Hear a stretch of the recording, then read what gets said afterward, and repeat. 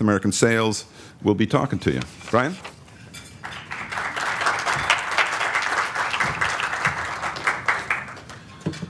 All right, thanks very much. Appreciate it. Good afternoon, guys. I'm very happy to be a presenting sponsor at today's summit. I'm equally excited. I can't believe it. At 1 o'clock, I'm the last presentation of the day. So it's pretty excited for that. Hopefully get out and do a little golf. The weather is beautiful out there.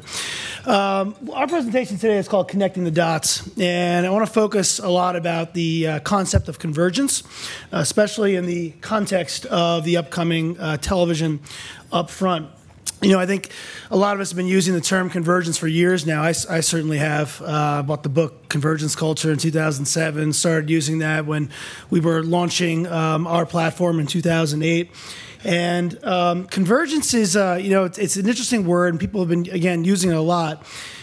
Chad Hurley used it in 2009 to describe what he considered, you know, a fundamental shift from the consumer's perspective on where they're going to be consuming content. Right? Video is video. They're going to find it whenever and wherever. I think Paul Sagan used the term, of course, a very popular term, tipping point at one point, after viewing such phenomenons as March Madness in 2009 and the amount of views that were occurring there, people that viewed the Obama inauguration the first time. And that's 4 years ago. You know, and even to use the term tipping point 4 years ago, which was only 2 years after Bob Iger put that first episode of Lost up on iTunes and the video iPod was created, wow, it was a bold prediction. But I think we can all agree that in the eyes of the consumer, convergence is here. But has convergence occurred for us in the media ecosystem, the buyers and the sellers? And I'd argue that we've made great strides. The agents are converging their teams, TV people selling digital, digital selling TV. There are companies out there like ourselves that take, oftentimes with client approval, an agnostic approach to where we place video, looking at audiences and the end result, not so much where the screen and what the format was. But we've got a long way to go. And here at Videology, that's what we're focused on building.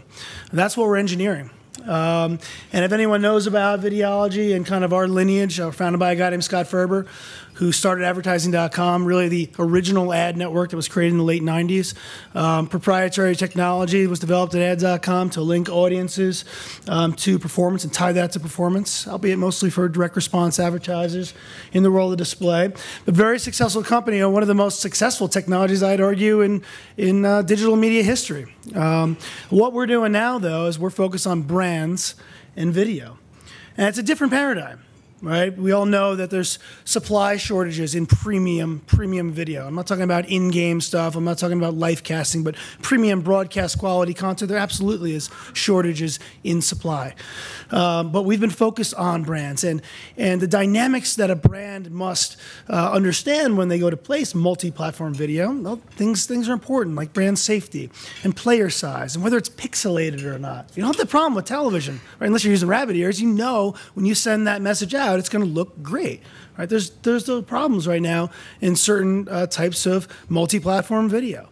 Flighting is important, right? That's probably one of the most important things. If you're going to be storytelling, you're going to set out and set your schedule and be sure that it's going to deliver in full, and it's going to deliver smoothly. Not 6 impressions today and 6,000 the next day, right? Telling a story over time is very important. And at Videology, again, we've been focused on TV language and TV-like metrics. We coined a term 4 years ago called zero waste, which was our ability to deliver addressability to individuals on a one-to-one basis, reporting in GRPs, again, focusing on that premium upper echelon of quality content. And then, of course, doing it on every screen possible. We acquired a couple of companies last year to help us do that and achieve addressability in mobile video. Now doing it in display. We have one of the largest supply sources for connected television, and we're doing some testing now in addressable linear television. So again, focus on brands, talking in the language of TV, and doing it everywhere possible. You know, it's actually the 65th anniversary of the TV upfront. And I'm a TV guy. I started at Turner Broadcasting in the late 90s. And wow, things have changed since 1948. You know, the TV upfront started when CBS and ABC emerged, NBC obviously being the first broadcast network out there. And it was really aligned in the early part of the year, right around Washington's birthday, to align the announcements of TV schedules with the production studios of these studios themselves. 15 years later, ABC did something very dramatic, right? They said that instead of just staggering my schedule out over time, I was going to put it all out on one fall premiere week, and the idea was to align things with, or align their schedule with the automotive, the new car releases. And that really made a major shift then to broadcasters debuting their schedules in the fall. A couple of years later, the guarantees started to come out, and they are starting to see the development of the modern upfront, releasing schedules in the fall, having the marketplace built in the springtime, and offering ratings guarantees. That's why the TV upfront works. It works because you can commit volume, you can be assured a low price. The publishers and the broadcasters back up their ability to deliver, and if they don't, you know, they owe you a make good. Right? So, and then of course in the 80s, the cable networks emerged and followed this same model. When I was at Turner Broadcasting, again, the late 90s, Ted Turner had an initiative called Media at the Millennium. And we put forth a lot of research to show that if you shifted a portion of your broadcast TV inventory to cable, you could have the same scale, obviously use the same metrics, same quality content. Now, there was less original programming then, of course, than there is now, but you could do it for a much cheaper price. So where we are today in 2013, right, this is the first time Nielsen's reported a decline in household users, right? I mean, we all know about the cord cutters. It's still a small portion. It's about 3.5 million cord cutters out there. But I don't know about you. I walk into Best Buy all the time. I see people buying 1, 2 Roku boxes. I do my own little, analysis there. I ask these guys, what are you doing? They're like, my damn cable bill's too high. I can't afford this anymore. Right? Now you've got the good quality program available on Hulu and Netflix and all that there are more choices. Now, am I saying the upfront's dead? Absolutely not. The TV upfront is here. It's not going anywhere. It is alive and well because it works. It absolutely works. People make commitments with their dollars. They place bets, and they can mitigate that risk of rising costs in the scatter market. I rode the train home yesterday. I take Metro North, speaking to a couple of TV sellers from major fully distributed cable networks, and they said, they're writing scatter business right now in the 50s and 60% CPM increases. That's staggering. So, well, where do you see the upfront going to be? Well, we're going to go out at double digits like they always do. We'll probably sell around 8 or 9. I think that's kind of in line with what Jack Myers is saying. But 55% versus 8 or 9%, very rarely betting on the upfront is a bad bet. There was the early 2000s with the stock market crash, and that was kind of an anomaly. But the upfront is still a good marketplace. So talking about convergence, well, how are we going to see more TV dollars shift this upfront, right? How are we going to start to see people spending more, again, with these rising costs in the TV upfront? What's the opportunity for multi-platform digital video? And we talked to our clients, and we've really determined that there's really 3 things that we need to do. We need to do as an industry, and we've developed 3 products to better capture those needs. The first is optimization across screen. We got a bunch of panels already talked about this today. And we built a product called TV Amplifier that allow you to reach underserved audiences on TV, conquest your competitor schedules on TV, find them online, and determine what the optimal frequency and media mix is. The second is verification. Again, we've been focused on addressability since day one and being the targeting guys. We've built up an addressable universe to do that, find audiences at scale, and do it with great confidence. But you need a third party. You need verification. You need audits. And while we work with ComScore and Nielsen, we're placing our bets on Nielsen. They've got a large panel, as we all know. It is accurate. And for us, it's not just a way to measure, but we can target and optimize our campaigns off of Nielsen, by the way, which we work with them. And finally, Mike Rassi just talked a lot about this, measurement. It's all about measurement, right? What did I do? What type of behavior did I drive? What happened? Targeting doesn't matter unless I'm driving some sort of result. And we've got great capabilities in terms of measuring those offline sales, what the impact online has, what the impact of everything has on actually driving an action. So let's talk about these 3 key products here. TV Amplifier is our first one. It starts with the Nielsen Fusion study. We believe Nielsen is a good bet here because they have the TV panel fused with their online panel, so it's one less step of inference. And then we also bring in Videologic's set-top box data, which they get from TiVo. We bring it together, we create custom segments, and then we can identify these TV users online. And what we've been able to do, again, as I kind of mentioned in the opening here, is finding what that optimal frequency is between mediums. And we're bringing mobile into this now as well. I'll give you a quick case study on a client we did. This is a foreign automotive that the day parts that they're buying. We fed it into Nielsen. We created some custom segments. And again, we're able to follow these people online and then sequence messaging to them. So based upon the different frequency you can see here, on the left here, I believe is the TV side. Up top is the online video portion. 0 exposure versus 1 to 3, 4 to 6, 7 to 9, 10 plus, right? We found that the optimal frequency between TV and online was between 7 and 9. So this was not about frequency capping at 9. It was about frequency managing. That, as you can see on the TV side, we didn't move the needle. In fact, it went down with only 1 to 3 exposures, and you didn't see measurable uptick until 7 to 9. And then fused together with the online, that was the sweet spot, right?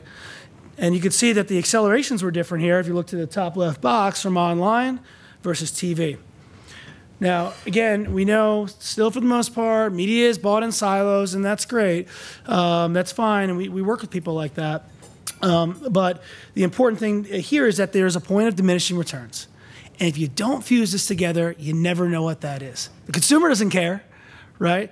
You know, there's stats out there right now about the percentage of people, I forget the number, but that watch a show on one form, like the television, then finish it online, and vice versa, right? The consumer doesn't care. Right, but again, we need to drive action, and in this case, the objective was to drive quotes, to get a quote of a car. So we placed the pixel on that landing page, and again, what's the optimal allocation between different mediums to drive that result? And you can see that here on the bottom left-hand corner. We're also doing this right now in the upfront for a major CPG to reach underserved people. So their target here, it was, again, this is 2+, so that's not really their target, but you know, in terms of the audience analysis we did here, it's a big CPG. They're really talking to everyone, right? But in terms of their audience looking to reach 2+, 18% of that 2+ population was not reached, right? And 27% were lightly reached. All right, so again, using TV and online together cohesively, you can identify those underexposed audiences and then perhaps send them a different type of message. We have another client that we ran the same analysis for. Their target was women 25. Build custom segments of users that were watching similar types of programs in other cable networks and identify them online and serve them the appropriate message. In terms of OCR, as a big topic right now, ABC obviously announced 2 weeks ago that they're going to be guaranteeing all their upfront buys. Talking to people at Nielsen, I understand that more cable networks, more broadcasters are going to be doing this in this upfront. And it's great because now we have a common currency. We have a common currency, we have a common universe with which to calculate the GRP, and we've got accurate verification on who that person is. The way in which we work with Nielsen, again, we're plugged in. You can buy it through our platform right now. You know, there's a price for different compositions. There's price for full guarantees. And it's done very similar to the TV buy. TV, you've got a household CPM, you have a demographic CPM, right? Same here, right? And we have the ability to target and optimize off of that because we've tagged clusters of audiences that we know that's going to score high against Nielsen. And we can predict when we'll see them is probably most important here. And, you know, over time and working with Nielsen helping develop their product, frankly, the last 9 months to 12 months here, we've been scoring, again, these clusters of segments. Here's 10,000 men, 25-54. Tell me what you think. And I've actually made adjustments. My data providers in my addressable universe kicked a couple people out, turned a couple people up more, leveraged people different ways in order to jive best with Nielsen. So we think, and again, a lot of people are talking about this, this is the real way, speaking the same common currency and that language to drive meaningful dollars in the TV upfront. And here, this case study here, this is where we worked with a beer manufacturer, very small audience, right? Males, 21 to 24. 9% of the population falls within that demographic. It was very, very hard to do. And what we're able to do, and you can do the math here, you know, in terms of our OCR optimization, we're able to deliver between a 40 and a 45% composition. Now, some of you may say, holy shit, that's 55% waste. You suck. Well, not really, because the #1 VIP on television for that demographic is ESPN. And what's the comp? It's in the low 20s. What's the number one site on the internet with the highest concentration of men 21, 24? I think it's UFC. It's in the mid-20s. So waste is okay, right, if you mitigate that with what you're trying to achieve, right? So actually a 45% comp for this small of a population is actually quite excellent. Finally, sales impact, right? None of this matters unless we're selling stuff, right? And again, we spent the first half of our, first part of our evolution as a company focused on targetability and addressability. Now we're focused on measurability. And it's not just about self-supported brand awareness. Do you remember seeing my ad served up in a 300 by 250 2 seconds after you saw the ad? Of course you saw the ad. So of course the brand awareness is going to be high. But what happened offline? Did I drive traffic to a retail establishment? Did I get someone to a car dealership? Did they spend more money? Did they buy things? That's what we want to measure here. And we have 3 products in our sales impact suite here for 3 different key categories. The first is the CPG category. We work with Kantar and dunnhumby. They're very, very large panel there. So in that case, we can measure incremental sales. We're the only company that can do it in both mobile, online simultaneously. And the case study we have there was a CPG who spent about $250,000 with us, and based upon the optimizations we could do, again, knowing what the audience is already because we have the addressability, getting the feedback loop of actually how many products were sold, tying that together and making optimizations mid-flight on what subsets of that audience drove the sales, what areas of the country, what time of day, what day part, what behavioral aspects, who should we be thinking about? It's women 25, 54, but it's also moms. It's also frequent travelers. It's also book readers and sports enthusiasts. Breaking all that down. It doesn't have to start targeting this way. It could start here, and then we calibrate to find that right person.